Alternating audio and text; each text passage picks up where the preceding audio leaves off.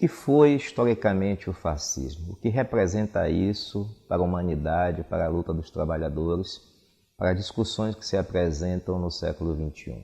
O fascismo foi um movimento conservador, um movimento reacionário, um movimento antiliberal e antioperário do começo do século XX, que tinha como característica principal se organizar no partido de massa, que defendia um governo corporativo, um Estado expansionista e uma noção de sociedade controlada, vigiada, onde a família, a cultura fosse olhada com os valores do passado, sem nenhuma perspectiva de se entender o que passava no presente.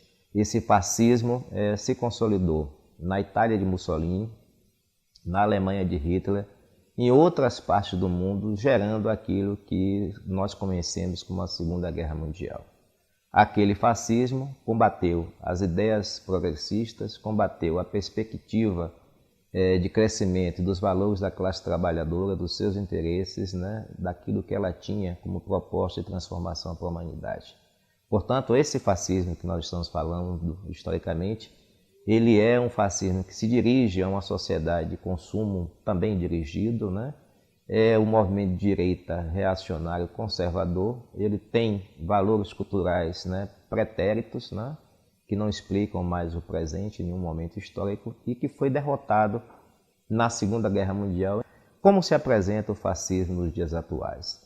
É importante entender que não podemos mais analisar o fascismo com os olhos dogmáticos daquele movimento do século XX. Hoje o fascismo se apresenta não como um pensamento político que se organiza dentro de um partido de massas, não como uma forma de contribuir para um Estado expansionista, não como uma visão especificamente que se detém sobre a natureza do Estado. O fascismo pensa também a questão do Estado, alimenta a questão do imperialismo, mas ela se organiza na disputa cultural, na crise ideológica, na crise econômica e na crise política do atual capitalismo.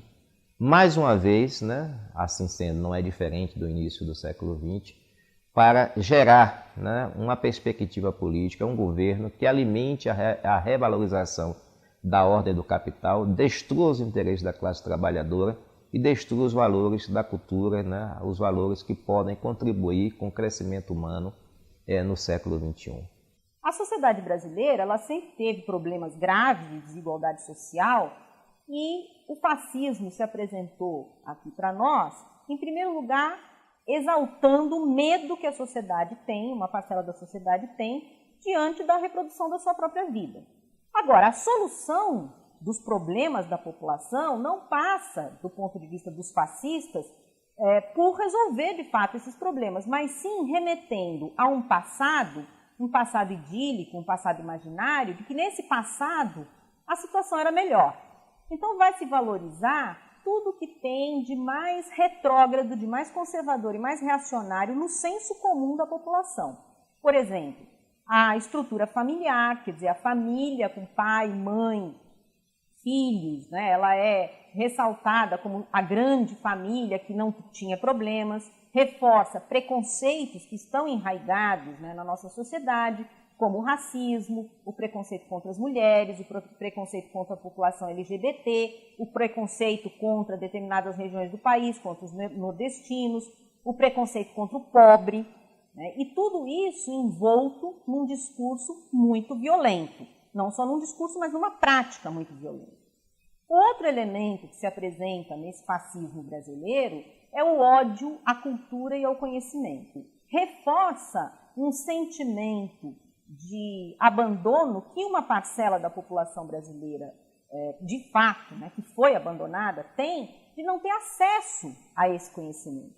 Então, tudo que é conhecimento científico, principalmente o conhecimento das ciências sociais que leva à emancipação da humanidade, é contraposto a um passado em que a religião pode substituir esse conhecimento. Nós precisamos, em primeiro lugar, do ponto de vista político, de uma ampla frente, com todas as forças democráticas e progressistas, né, que entendem que a humanidade já chegou num ponto em que a democracia, mesmo a democracia liberal, ela é um ponto importante de espaço de luta e defendendo os direitos e as estruturas que possam garantir que o nosso país não caia numa situação de obscurantismo e de retrocesso tão grande como é o que se apresenta atualmente frente a essa nova perspectiva política.